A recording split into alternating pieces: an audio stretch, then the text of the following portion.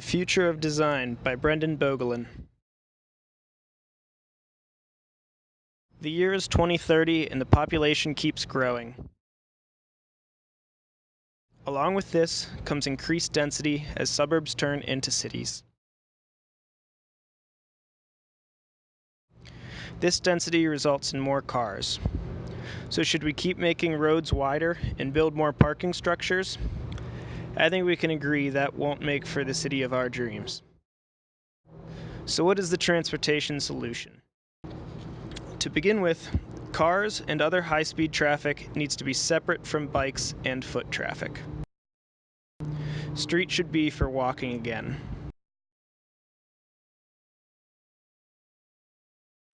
So where do the cars go? Well, let's just get this out of the way. Flying cars is not the solution. Simply put, flight requires large amounts of air to be moved. This would create many problems. One of the biggest of these would be the noise. Think of how loud helicopters and jets are. Even drones are loud and they're tiny. So back to the question of where the cars go. We live in a three-dimensional world. In the vertical world, there are two options. First, you could create walkways above the streets for foot traffic. A good example of this is the High Line in New York City. Second, you could create tunnels for cars and leave the surface level open for pedestrians. In both of these, the pedestrians are on top for the sake of sunlight and plants. Most businesses would invest their money into making the pedestrian level beautiful. Thus, the experience of driving becomes dark and incredibly boring.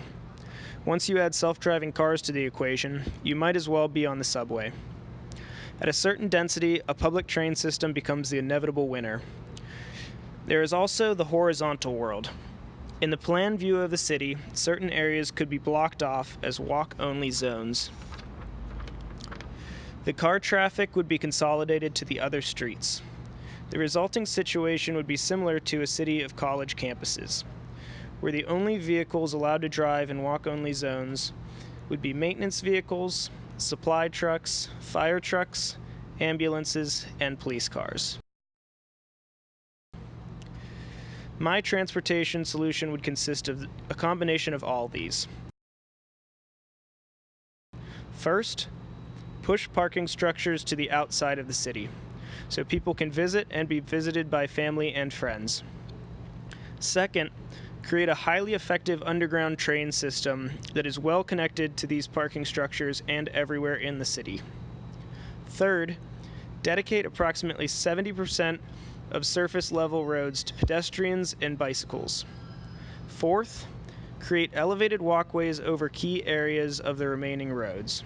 Obviously, I oversimplified this solution for the sake of this video. To solve the problem in the real world would require large amounts of collaboration between all kinds of designers. All races, genders, and ages would need to be represented in this problem solving. This problem would also require collaboration with the occupations outside the design field.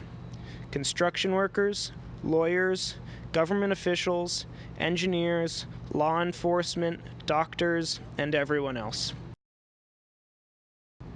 The future of design lies in democratic collaboration.